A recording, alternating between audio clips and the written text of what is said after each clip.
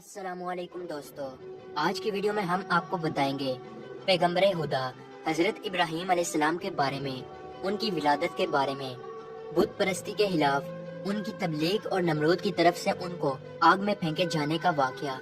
इस वीडियो को आखिर तक जरूर देखिएगा। नमरूद मुल्क बाबुल का बादशाह था। बाबुल के मौजूदा नाम इराक है। नमरूद इंतहाई मगरूर शख्स था। जब उसके इब्तिदा का दायरा वसी हो गया तो लोगों से कहना शुरू कर दिया कि उसकी परस्तिश करें, क्योंकि लोग पहले ही गैर अल्लाह और लकड़ी से बने हुए बुतों की परस्तिश किया करते थे। लिहाजा वो उसे भी आसानी से खुदा मानने पर आमादा हो गए। लोगों को इस गुमराही और जलालत की जिंदगी बसर करते हुए एक अरसा हो गया और वो अल्लाह को बिल्कुल ही भुला चुके थे। परवरदिगारे आलम ने उस कौम की हिदायत और रहनुमाई के लिए उनमें अपना नुमाइंदा भेजने का इरादा फरमाया। नमरूद के दरबार में नजूमी भी थे। एक नजूमी नमरूद के दरबार में बड़ा मकाम मुंतलिक रखता था और वो नमरूद के बहुत करीब था। एक दिन उसने नमरूद से कहा, एक बात अर्ज करूं? तो नमरूद ने कहा। नजूमी ने बताया कि आपकी सल्तनत में एक बच्चा पैदा होने वाला है। वो बुत परस्ती को खत्म कर देगा और लोगों को अपने दीन की जानिब बुलाएगा और आपकी हुकूमत खत्म कर देगा। ये सुनकर नमरूद ने अपने दरबार के दूसरे नजूमियों की तरफ देखा। सब नजूमियों ने पहले नजूमी की तायद की। नमरूद ये सुनकर दिल ही दिल में घबराया और फिर गुस्से में आकर हुक्म दिया कि औरतों और मर्दों को एक दूसरे से अलग कर दिया जाए ताकि ऐसा कोई बच्चा वजूद में आने ही ना पाए, और हुक्म दिया जो भी बच्चा पैदा हो उसे कत्ल कर दिया जाए। नमरूद के मुंह से इस हुक्म का निकलना था कि बाबुल में पैदा होने वाले बच्चे कत्ल किए जाने लगे। कहते हैं कि नमरूद के हुक्म पर इस मरदूद के जल्लातों ने 1 लाख बच्चे कत्ल किए। नादान नमरूद ये समझता था कि हैलों से वो खुदा ताला के इरादे के आगे बांध सकेगा। इसी मुल्क बाबुल में एक खातून थी जिनका नाम तारीख ने नोना बताया है। नोना उस वक्त हामला थी, लेकिन उनके हमल के असर को अल्लाह ने छुपा दिया। जब उनके बच्चे की पैदाइश का वक्त आया तो वो नमरूद के खौफ से शहर से बाहर चली गई और वहाँ पहाड़ के एक गार में पनाह ले ली। उन्होंने अपने बच्चे को उसी गार में जन्म दिया और फिर बच्चे को लेटाकर फिर खुदा से दुआ की, ऐ खुदा, मैं अपने जिगर के टोटे को इस गार में लटा कर जा रही हूँ। उन जालिमों से तो ही इसको बचाना जो मासूमों के खून के प्यासे हैं। फिर उन्होंने बच्चे को बोसा दिया और गार के तहखाने को पत्थरों से बंद कर दिया और वापस शहर को लौट गई। जब दूसरे दिन गार में अपने बच्चे को देखने आई तो देखा उनका बच्चा अंगूठा चूस रहा है।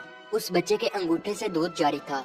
ये बच्चा कोई और नहीं बल्कि हजरत इब्राहीम अलैहिस्सलाम थे। अल्लाह रब्बुल इज़्ज़त ने हजरत इब्राहीम अलैहिस्सलाम के अंगूठे में दूध पैदा कर दिया था और यूं हजरत इब्राहीम अलैहिस्सलाम को गज़ा पहुंचती रही। इस गज़ा से हजरत इब्राहीम अलैहिस्सलाम दिन में इतना बढ़ते थे कि जहां एक आम बच्चा महीने में बढ़ता है।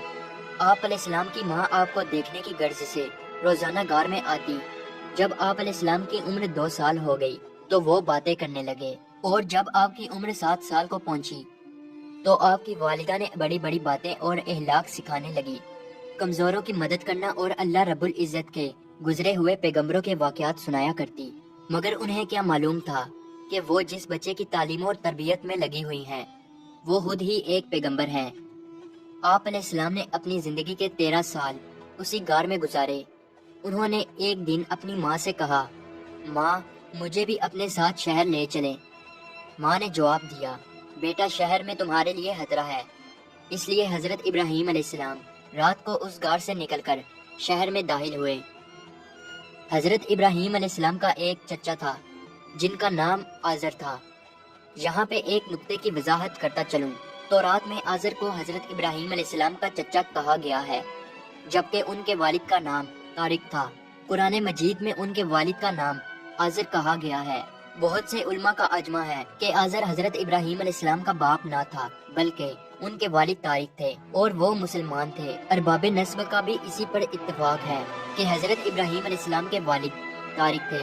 लिहाजा कुरान मजीद और अक्सर हदीसों में जो आजर को बाप कहा गया है वो मजाज के तौर पर है, क्योंकि वो हजरत अलैहिस्सलाम का चचा था और अरब में ये रिवाज है कि चचा को बाप कहते हैं। या ये भी हो सकता है कि वो आपका चचा ही रहा हो और तारक की वफात के बाद उनकी वालदा से अक्द किया हो और आपकी तरबियत की हो।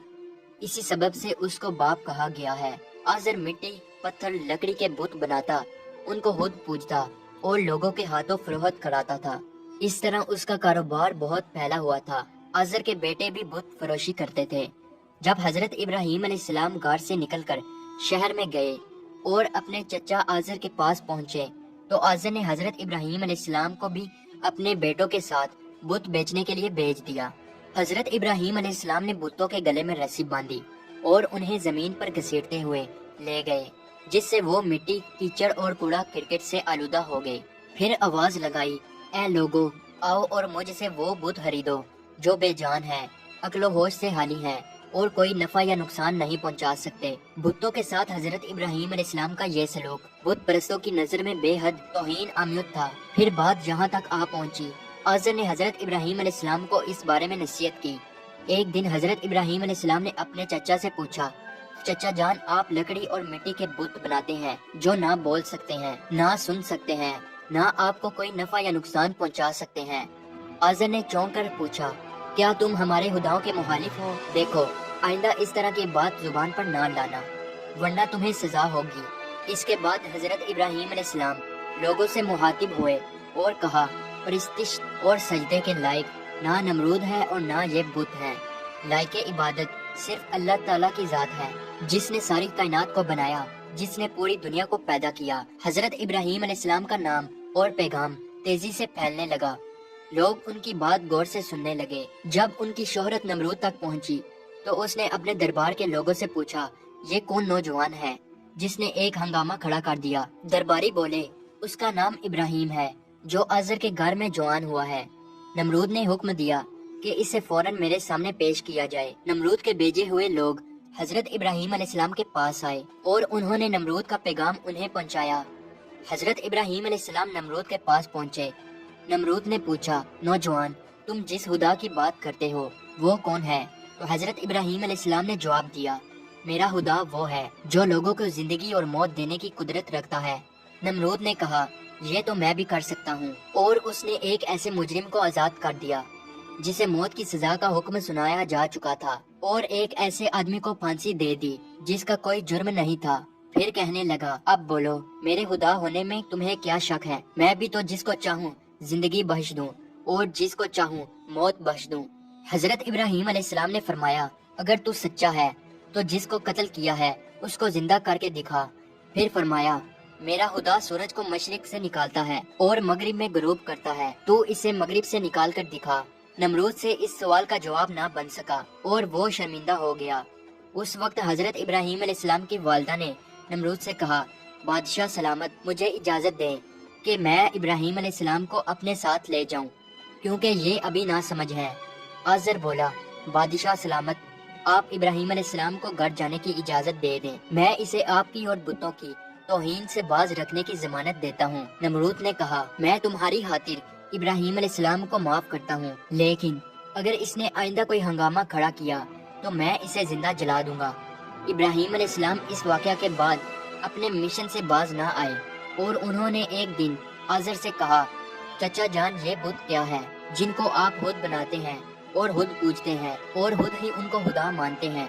आज़र ये बात सुनते ही बिगड़ गया और उसने कहा, इब्राहीम, फौरन मेरे घर से निकल जाओ, मैं तुम्हें मजीद बर्दाश्त नहीं कर सकता। इब्राहीम अलैहिस्सलाम ये कहते हुए घर से निकले। चचा जान, आप नहीं मानते तो मैं जाता हूँ, मगर मैं अपने मिशन से बाज नहीं आऊंगा, क्योंकि मैं खुदा से डरता हूँ और उन बुतों से या नमरूद से नहीं डरता।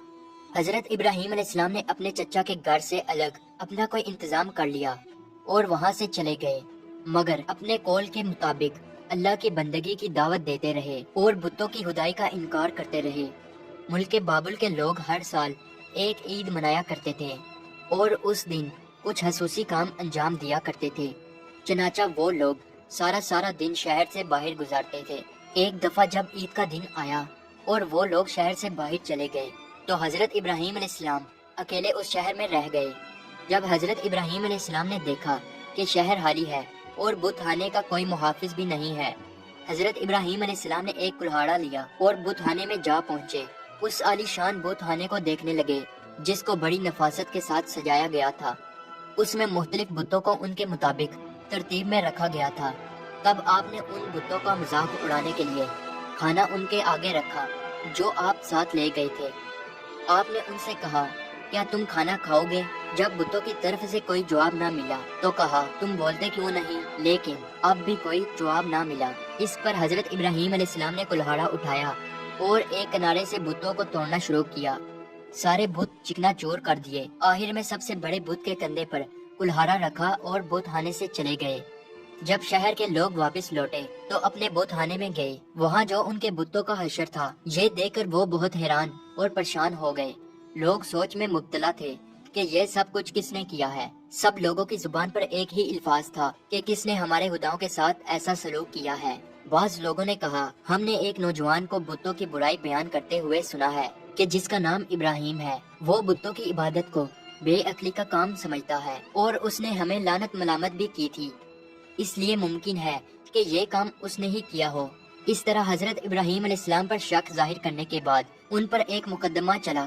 उन्होंने हजरत इब्राहीम अलैहिस्सलाम से पूछा, क्या हमारे खुदाओं के साथ ये सलूक तुमने किया है? तो हजरत इब्राहीम अलैहिस्सलाम ने बड़े इत्मीनान से जवाब दिया, ये बात इस बड़े बुत से पूछो कि जिसके कंधे पर कुल्हाड़ा है। उस शख्स ने कहा, वो तो बोल नहीं सकता। हजरत इब्राहीम अलैहिस्सलाम ने जवाब दिया, जी हाँ, बोलना तो दूर की बात है, अगर इसकी आंख पर कोई मक्खी भी बैठ जाए तो ये उसे भी उड़ा नहीं सकता। भला दूसरे को कोई नफा या नुकसान क्या पहुंचाएगा? मगर ताज्जुब की बात ये है कि तुम लोग फिर भी इस मजबूर लाचार को खुदा मानते हो, इसको सजदा करते हो और इसकी पूजा करते हो। बस नहीं करते हो तो उस खुदा की इबादत जिसने सारी कायनात को पैदा किया और जो हर चीज पर कुदरत रखता है। लोगों ने हजरत इब्राहीम अलैहिस्सलाम की बातें बड़े गौर से सुनी और सोचने लग गए कि वाकई ही नौजवान सच कहता है। सचमुच लकड़ी, मिट्टी और पत्थर की मूर्तियों में क्या ताकत है। लेकिन एक आदमी के दिल पर आप अलैहिस्सलाम की बातों का उल्टा ही असर हुआ। वो बोला कि हमारे खुदाओं का सत्यानाश तुमने ही किया है, और अगर तुम्हें छोड़ दिया जाए, आज तुमने हमारे बुतों को तोड़ा है, कल हमारा बुतखाना ही तोड़ डालोगे। इसलिए तुम जैसे इंसान को जिंदा नहीं छोड़ा जा सकता। तो लोग इस वक्त वहाँ मौजूद थे, तो वो ये सब कुछ सुन रहे थे। ये शख्स नमरूद का भेजा हुआ जज था। लोग खड़े इस बात का इंतजार कर रहे थे कि देखें नौजवान के लिए क्या सजा तजवीज की जाती है। इस सजा को सुनने के लिए उन्हें ज्यादा इंतजार ना करना पड़ा। जज बोला, इब्राहिम, तुम्हारे इस जुर्म की सजा ये है कि तुम्हें जिंदा जला दिया जाएगा और तुम्हारी खाक हवा में उड़ा दी जाएगी। इब्राहिम अलैहिस्सलाम ने कहा, मैं तुम्हारे इस फैसले से नहीं डरता। जिंदगी और मौत का मालिक मेरा अल्लाह है। मैं जो कुछ कह रहा हूँ वो हक है और मेरा अल्लाह सुन रहा है। जज ने हजरत इब्राहीम अलैहिस्सलाम को जो फैसला सुनाया, नमरूद ने इस पर अमल दरामद करने के लिए फौरन तैयारी शुरू कर दी। उसने उस शहर और इधर उधर के इलाके में ऐलान करा दिया, हमारे बुतों को तोड़ने और उनकी तौहीन करने वाले नौजवान को जिंदा जलाने के लिए सब लोग ईंधन इकट्ठा करें। इधर बुतखाने के पुजारियों ने भी ऐलान किया, जो लोग अपनी किसी मुराद के पूरा होने के लिए ईंधन जमा करेंगे, उनकी मुराद पूरी होगी। इस ऐलान को सुनकर लोगों ने ज्यादा से ज्यादा ईंधन जमा करना शुरू कर दिया। इधर शहर के तमाम लोगों ने लकड़ियों को इकट्ठा करना शुरू कर दिया। उधर इब्राहीम अलैहिस्सलाम कैद कर लिए गए। लोगों ने ईंधन के लिए लकड़ियों को इकट्ठा करके एक जगह उसका स्टाल लगा दिया। इसके बाद उन लकड़ियों को आग लगाई गई। जब शोले भड़क उठे तो हजरत इब्राहीम अलैहिस्सलाम को कैद खाने से निकाल कर लाया गया। जब उन्हें उस मैदान में लाया गया जहां आग जलाई गई थी, तो आप अलैहिस्सलाम उस आग को देखकर हंस पड़े। हजरत इब्राहीम अलैहिस्सलाम ने उस ऊंचे मीनार को भी देखा जो मैदान से कुछ दूरी पर तामीर किया गया था, जिसमें एक खूबसूरत कमरा था जहां नमरूद के साथ उसके वजीर और बशीर बैठे थे। कहते हैं कि ये आग इस कदर शदीद थी कि इसके ऊपर से परिंदा गुजर नहीं सकता था। चनाचा जब हजरत इब्राहीम अलैहिस्सलाम को लाया गया तो उन लोगों को ये मामला पेश आया कि अब इब्राहीम को आग में कैसे फेंका जाए। उस दौरान शैतान ने उन लोगों के दिमाग में मंजनी का तस्वुर डाला। हजरत इमाम जाफरी सादिक अलैहिस्सलाम से मनकूल है कि मंजनी दुनिया में सबसे पहले हजरत इब्राहीम अलैहिस्सलाम के लिए कूफा में कुसार नामी एक नहर के किनारे बनाई गई और वो करियाए कंताना में बनाई गई। उस मंजनी को शैतान ने बनाया था। चनाचा हजरत इब्राहीम अलैहिस्सलाम को मंजनी के जरिए आग में फेंक दिया। उस वक्त आसमान और जमीन से फरियाद बुलंद हुई और कायनात की हर एक शय ने इब्राहीम अलैहिस्सलाम की इमदाद की ख्वाहिश की। जमीन ने कहा, परवरदिगार, मुझ पर सिवाय इब्राहीम अलैहिस्सलाम के तेरी इबादत करने वाला कोई और नहीं है। क्या तू राजी है कि लोग उसे जला दें? फरिश्तों ने कहा, तेरे हलील इब्राहीम अलैहिस्सलाम को लोग जलाते हैं। हक़ ताला ने फरमाया, اگر مجھ سے وہ مدد طلب کرے گا تو میں یقیناً قبول کروں گا۔ جبرائیل علیہ السلام نے کہا، خداوند، تیرے خلیل حضرت ابراہیم علیہ السلام کے سوا زمین پر تیری عبادت کرنے والا کوئی نہیں ہے۔ تو نے ان کے دشمنوں کو ان پر مسلط کر دیا ہے تاکہ ان کو آگ میں جلا دیں۔ حق تعالیٰ نے فرمایا، خاموش ہو جا، ایسی بات تیرے جیسا بندہ ہی کہہ سکتا ہے جو ڈرتا ہے کہ کوئی امر اس کے قبضہ اختیار سے باہر ہو جائے گا۔ وہ میرا بندہ ہے، جس وقت چاہوں گا اس وقت بچا لوں گا۔ اگر وہ مجھ سے دعا کرے گا تو میں قبول کروں گا۔ پھر ابراہیم علیہ السلام نے اپنے پروردگار سے دعا کی، یا اللہ یا واحد یا من لم یلد ولم یولد ولم یکن لہ کفوا احد نجینی من النار۔ اس وقت جبرائیل علیہ السلام نے حضرت ابراہیم علیہ السلام سے ہوا میں ملاقات کی جبکہ وہ منجنی سے جدا ہو چکے تھے، اور پوچھا کہ اے ابراہیم علیہ السلام، کوئی حاجت مجھ سے ہے؟ آپ علیہ السلام نے فرمایا، تم سے کوئی حاجت نہیں ہے، لیکن عالموں کے پروردگار سے میری حاجت ضرور ہے۔ اس وقت جبرائیل علیہ السلام نے ان کو ایک انگوٹھی دی جس پر نقش تھا، لا الہ الا اللہ محمد رسول اللہ۔ پھر خدا نے آگ کو وحی کی، کونی برتن یعنی سرد ہو جا۔ اس کے ساتھ ہی آگ سرد ہو گئی اور وہاں جبرائیل علیہ السلام آئے اور آگ کے ساتھ بیٹھ کر گفتگو میں مشغول ہو گئے۔ ان کے چاروں طرف گلو لالا پیدا ہو گئے۔ کہتے ہیں کہ جب آگ جل رہی تھی تب چھپکلی آگ کو پھونکتی تھی اور مینڈک پانی لا کر اس پر پھینکتا تھا تاکہ اس کو بجھا دیں۔ اور جب خدا نے وحی کی کہ سرد ہو جا، 3 روز تک دنیا کی تمام آگ میں گرمی باقی نہ رہی تھی۔ اور یوں اللہ تعالیٰ نے اپنے پیغمبر حضرت ابراہیم علیہ السلام کو اتنی بڑی آگ سے محفوظ رکھا۔ یہ سارا معاملہ دیکھنے کے بعد نمرود ابراہیم علیہ السلام کے پاس پہنچا اور بولا، نوجوان، ہمیں تعجب ہے کہ تمہارا حکم آگ پہ چلتا ہے۔ ابراہیم علیہ السلام نے جواب دیا کہ یہ تمام میرے خدا کی قدرت ہے۔ نمرود حضرت ابراہیم علیہ السلام کی غربت کو تو اپنی آنکھوں سے دیکھ چکا تھا، مگر وہ آپ کی باتوں کو تسلیم کرنے کے لیے پھر بھی تیار نہ ہوا۔ نمرود کو لگا کہ کہیں لوگ حضرت ابراہیم علیہ السلام پر ایمان نہ لے آئے۔ اس نے فوراً لوگوں کو لالچ دے کر اور کچھ کو ڈرا دھمکا کر بہکایا۔ اس واقعہ کے بعد اس نے حکم دیا کہ انہیں شہر بدل کر دیا جائے تاکہ کوئی شخص ان کا پیرو نہ بنے اور ان کا دین اختیار نہ کر سکے۔ حضرت ابراہیم علیہ السلام خود بھی نمرودیوں کے ساتھ ان کے شہر میں رہنے سے خوش نہ تھے، اس لیے وہ شہر چھوڑنے پر آمادہ ہو گئے۔ چنانچہ انہوں نے اپنی بکریاں اکٹھی کی اور انہیں اپنے ساتھ لے کر روانہ ہو گئے، کیونکہ آپ کے پاس بہت بکریاں اور دوسرا سامان بھی تھا۔ اس لیے نمرود نے حکم دیا کہ یہ سارا سامان ضبط کر لیا جائے۔ حضرت ابراہیم علیہ السلام نے کہا، اگر تم میری بھیڑ بکریاں اور مال لینا چاہتے ہو تو میں نے اس سرزمین میں اپنی جتنی عمر گزار کر یہ بھیڑ بکریاں جمع کی ہیں، تم میری وہ عمر لوٹا دو اور پھر میرا مال ضبط کر لو۔ جب بات بڑھتی تو یہ مقدمہ نمرود کے ایک منصف کے پاس پہنچا۔ اس نے فریقین کے بیانات سننے کے بعد فیصلہ حضرت ابراہیم علیہ السلام کے حق میں دے دیا۔